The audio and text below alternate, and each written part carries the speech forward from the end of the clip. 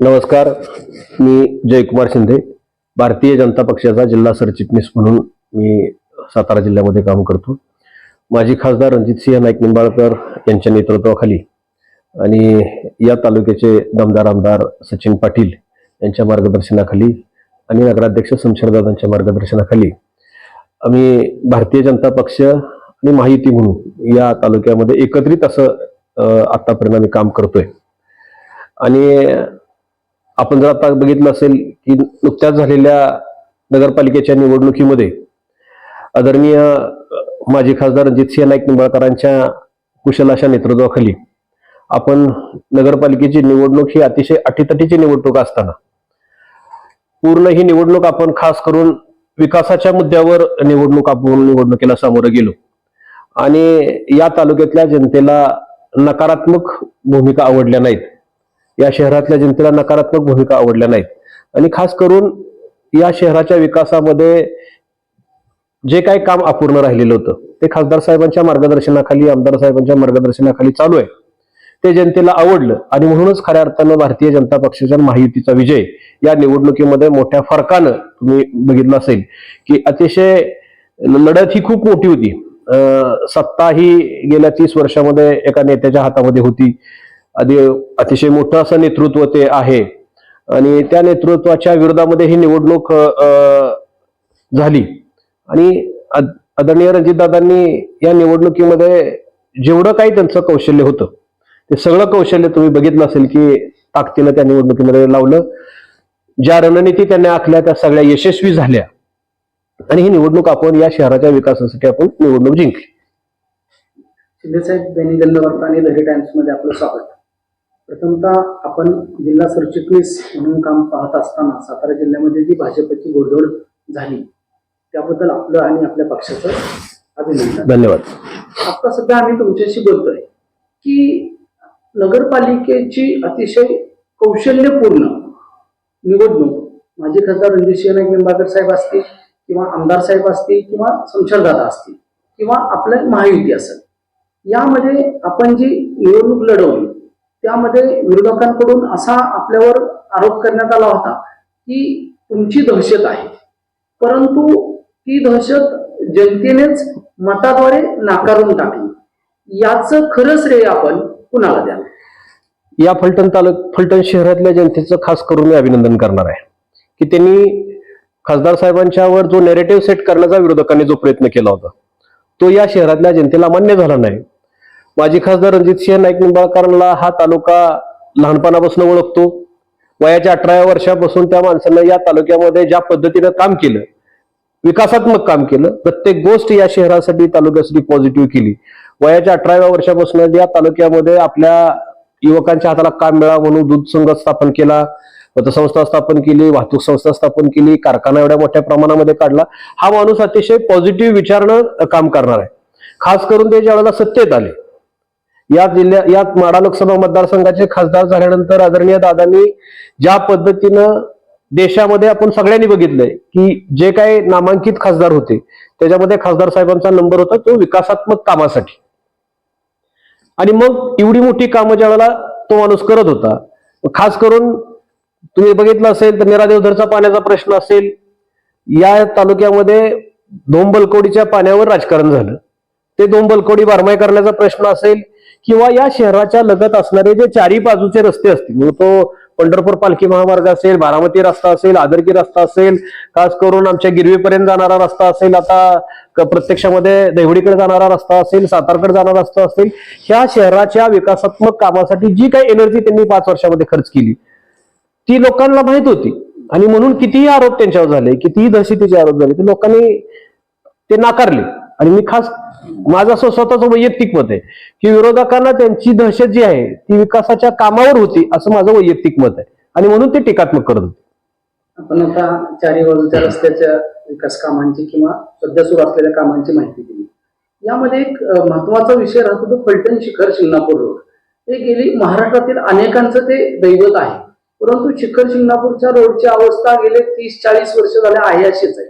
याबाबत मध्यंतरी खासदार साहेबांनी विद्यमान मुख्यमंत्री फडणवीस साहेबांच्याकडे मागणी केली होती. त्या कामाला कधी सुरुवात? बरं झालं तुम्ही तो प्रश्न विचारला. खास करून सगळे रस्ते आपण बघितले असतील तर आता चारी बसूचे रस्ते झालेले आहेत आणि वाजेगाव पासून तो नाईकबाववाडीला जाणारा रस्ता सुद्धा आपला आता मोठा झालेला आहे.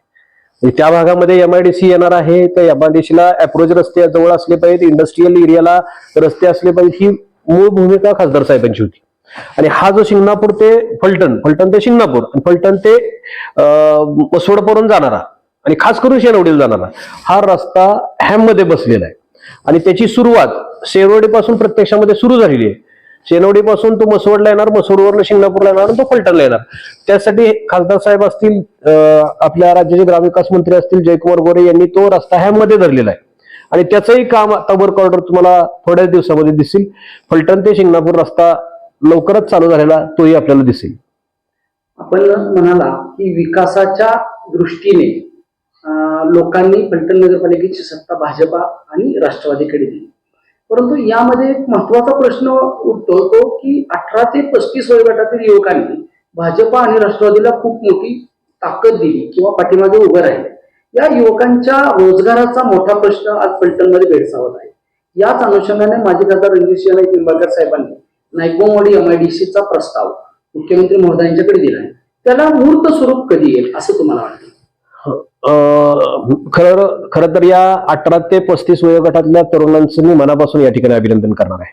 कारण ती एक नवी पिढी या शहराच्या विकासामध्ये त्यांचं योगदान इथून पुढे लागणार आहे. त्यांच्या हे लक्षात आलेलं आहे की आपल्याला आपल्या या शहराचा विकास, तालुक्याचा विकास कोण करणार आहे, तर आदरणीय रणजितदादा असतील आणि त्यांची टीम असेल ती करणार आहे. आणि म्हणून या तालुक्यामध्ये MIDC सुरवडीला झालेली, आपण सगळेजण साक्षीदार आहात त्याच्यामध्ये. या तालुक्यातल्या मुलांना रोजगार तिथं मिळाला का, तर काही प्रमाणामध्ये मिळालाही असेल, परंतु तो कंत्राटी स्वरूपामध्ये त्या ठिकाणी रोजगार उपलब्ध झालेला आहे. आणि म्हणून आदरणीय रणजितदादांनी गेली 10 वर्ष झालं नाईकबाववाडी MIDC मंजूर करण्यासाठी प्रयत्न केला. आदरणीय पृथ्वीराज चव्हाण साहेब असताना, मुख्यमंत्री असताना ती MIDC सुरुवात झाली आणि त्यानंतरच्या काळामध्ये देवेंद्र फडणवीस साहेब ज्या वेळेला मुख्यमंत्री झाले आणि तिथून पुढं ह्या MIDCला मूर्त स्वरूप खऱ्या अर्थानं आलं. आज MIDCची सगळी प्रक्रिया पूर्ण झालेली आहे, ॲक्विजिशन पूर्ण झालेलं आहे, लँड ॲक्विजिशन झालेलं आहे, बाकी सगळ्या टेक्निकल सँक्शन त्याच्या मंजूर झालेल्या आहेत. फक्त शासन आणि शेतकरी यांच्यामधला जो काय पार्ट होता तोही आता हाय पॉवर कमिटीच्या पुढे संपलेला आहे. आणि मी राज्य शासनाचंही अभिनंदन करेन आणि तुमच्याही सगळ्यांचं अभिनंदन यासाठी करेल की गेल्या 1-2 महिन्यापूर्वी मुंबईमध्ये MIDCच्या संदर्भामध्ये बैठक झाली आणि राज्यामध्ये 5 शासनाच्या माध्यमातून राज्य शासन या 5 MIDC मध्ये प्रोजेक्ट देत आहेत राज्यामध्ये. त्याच्यामध्ये नागपूर असेल, पुणे असेल, औरंगाबाद असेल, त्यानंतर मला वाटतं संभाजीनगर असेल आणि कोकणामध्ये एक असेल. 5वा आपला प्रकल्प आहे की ज्याच्यामध्ये या तालुक्यातल्या युवक असतील, युवतींना 25,000 महिलांचा एक प्रोजेक्ट त्या MIDC मध्ये येतोय. आता ही प्रक्रिया काही इतकी सोपी नसते, परंतु ज्या ताकदीनं रणजितदादांनी प्रयत्न केले, ज्या ताकदीनं आमदार साहेबांनी प्रयत्न केले आणि ही MIDC आता आपल्याला लवकरच सुरू झालेलं दिसेल. यदा कदाचित ही जिल्हा परिषदेची निवडणूक संपल्यानंतर ऑलरेडी मुख्यमंत्र्यांनी त्याचं उद्घाटन केलेलं आहे, पण प्रत्यक्ष कामाला सुरुवात ही जिल्हा परिषदेची निवडणूक संपल्यानंतर, कारण आता हा आचारसंहिताचा मधला पिरियड आहे, एवढ्याच कारणासाठी तर फक्त तो प्रोजेक्ट आलाय. कधी तुम्ही बघितलं असेल काही उद्योगपती या ठिकाणी येऊन गेले, त्या उद्योगपतींना ती जागा आवडली, काही लोकांना ती पसंत पडली, मग त्याच्यासाठी लागणार जे इन्फ्रास्ट्रक्चर असतं ते सगळं इन्फ्रास्ट्रक्चर त्या ठिकाणी देण्याचा प्रयत्न रणजितदादांचा होता, अधिकाऱ्यांचा आहे. आणि त्यामुळे त्या ठिकाणी लवकरात लवकर येत्या 1-1.5 वर्षामध्ये आपल्याला काही कंपन्या चालू झालेल्या दिसतील, अशी परिस्थिती आता आहे. आपण नुकतंच जिल्हा परिषदेचा उल्लेख केला. खऱ्या अर्थाने कोळकी जिल्हा परिषद गट हा ओपन पुरुष म्हणजे खुला आहे. कोळकी असेल किंवा कोळकीच्या आसपासचे पंचक्रोशीतील गाव असतील, त्या लोकांनी आपली मागणी केली की आपण जिल्हा परिषद लढवावी. याबाबत आपल्याला काय वाटतं? खरंच हा आमचा मतदारसंघ, जिल्हा परिषदेचा मतदारसंघ पूर्वी जुन्या कोळकी म्हणजे त्या मतदारसंघामध्ये मध्ये, आता नवीन रचनेमध्ये आम्ही कोळकीपासून हा वरचा भाग जो गिरवी पहिला जिल्हा परिषद मतदारसंघ होता त्यातली काही गावं आणि कोळकीची जुनी काही गावं असं एकत्रित त्या ठिकाणी आमचा एकत्र मतदारसंघ झालेला आहे. आणि लोकांच्या भावना आहेत. मी मनापासून त्या माझ्या सर्व कार्यकर्त्यांचं, माझ्या बंधूंचं, मित्रांचं आभारी आहे की त्यांनी माझ्या नावाची काही चर्चा चालू आहे, मलाही ऐकायला मिळती ती चर्चा आहे. परंतु मी एवढं नक्की सांगणार आहे की जिल्हा परिषद मतदारसंघामध्ये आमचं कुळकी हे मोठं गाव आहे. आज 9,000 मताचं गाव आहे. आणि मी माझी पार्टीला पहिल्यापासून विनंती आहे की मतदारसंघामध्ये 3 गावं मोठी आहेत. मग ते गिरवी आहे, जाधववाडी आहे, कुळकी आहे, ठाकुरकी आहे. तर या परिसरामध्ये मोठ्या मतदारसंघात तिकीट द्यावं अशी माझी मागणी आहे. आता व्यक्तिगत माझ्या विषयामध्ये कार्यकर्त्यांच्या भावना आहेत, कारण माझं कार्यकर्त्यांच्या बरोबर रणजितदादांच्या माध्यमातून 25-30 वर्ष झालं मी त्यांच्याबरोबर काम करतो. माझे सलोख्याचे काही संबंध आहेत. मी कोळकीमध्ये गेली 25 वर्ष काम करतोय. विरोधात जरी काम करत असलो तरी सुद्धा सर्वसामान्य लोकांचे प्रश्न सोडवण्यासाठी कायम त्या भूमिकेमध्ये राहिलोय. परंतु पार्टीमध्ये एक शिस्त आहे. म्हणजे भारतीय जनता पक्षामध्ये प्रथम राष्ट्र, नंतर पक्ष आणि नंतर मी, असं म्हणणारा मी एक कार्यकर्ता आहे. त्याच्यामध्ये आदरणीय रणजितदादा असतील, आदरणीय आमदार साहेब असतील, पार्लमेंटरी बोर्ड असेल, आदरणीय वहिनी साहेब असतील, ही सगळी मंडळी ज्यावेळेला काही योग्य निर्णय घेतील आणि त्या निर्णयामध्ये जर यदाकदाचित मला तशी संधी मिळाली तर मी त्यावेळेचा विषय आहे. माजी खासदार रणजितसिंह नाईक निंबाळकर हे विकासाचं व्हिजन घेऊन राजकारणात उतरले आहेत. त्यांचे अत्यंत विश्वासू सहकारी म्हणून आपल्याला ओळखलं जातं सातारा जिल्ह्यामध्ये. आणि सातारा जिल्हा परिषद ही खरोखर अतिशय उच्च स्थान असलेली संस्था आहे. यामध्ये काम करण्यासाठी तुम्हाला लोकांनी संधी दिली तर आपलं काय विजन असेल?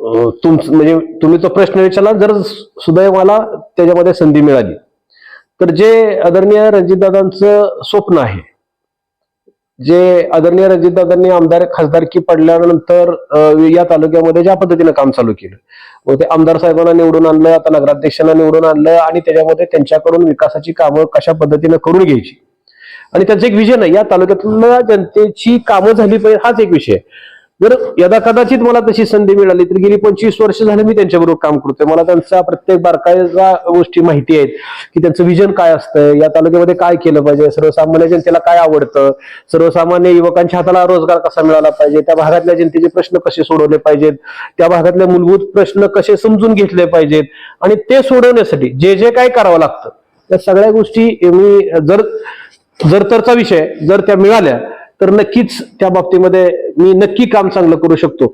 कारण मला मुळातच पहिल्यापासून लोकांच्या मध्ये काम करण्याची आवड आहे, तर त्या पद्धतीनं नक्की काम करेल.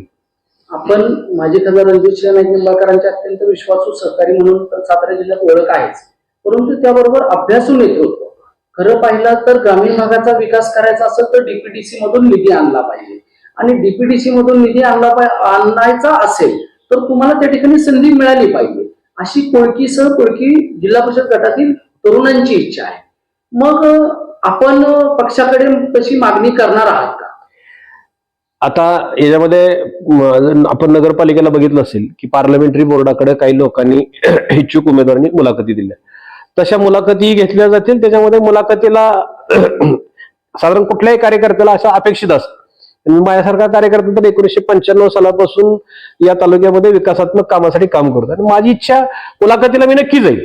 परंतु मी खास करून तुम्हाला परत तेच सांगतो, मुलाखतीला जाणं म्हणजे माझ्यासारखे अनेक कार्यकर्ते जे मतदारसंघात इच्छुक असतील त्यांनी आलं पाहिजे. ज्याला कुणाला या मतदारसंघाचा विकास करायचा आहे, या मतदारसंघामध्ये काम करायचं, त्या सगळ्या कार्यकर्त्यांनी त्या मुलाखतीला आले पाहिजे. मग ते जिल्हा परिषदेसाठी कोण इच्छुक असतील, पंचायत समितीसाठी कोण इच्छुक असतील आणि मग त्यांनी सगळ्यांनीच आलं पाहिजे. तसं मी त्यांच्याबरोबर मुलाखतीला जाईल. खऱ्या अर्थानं अजून नगरपालिकेचा गुलालाचा धुराळा खाली बसला नाही. कोणत्याही क्षणी जिल्हा परिषद पंचायत समितीच्या निवडणुका लागतील, यामध्ये भाजपाचं काय स्ट्रॅटेजी असेल असं तुम्हाला वाटतं? जी नगरपालिकेला स्ट्रॅटेजी झाली आमची भारतीय जनता पक्ष आणि राष्ट्रवादी पक्ष महायुती म्हणून मित्रपक्षांना बरोबर घेऊन आम्ही काम करणार आहे. तीच पद्धत जिल्हा परिषदेच्या निवडणुकीमध्ये राहील. सर्वांना बरोबर घेऊन जाणं हा आमचा अजेंडा राहील आणि जे तालुक्यामध्ये आमची आणि राष्ट्रवादी अशीच युती राहणार आहे आणि ती घेऊनच आम्ही पुढे जाणार आहे.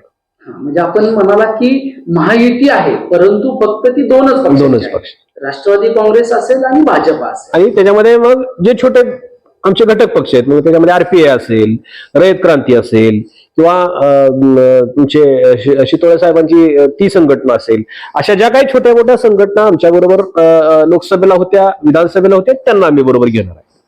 हे होते जयकुमार शिंदे साहेब. यांच्याशी आपण बातचीत केली. यापुढे भेटू लवकरच. धन्यवाद. धन्यवाद.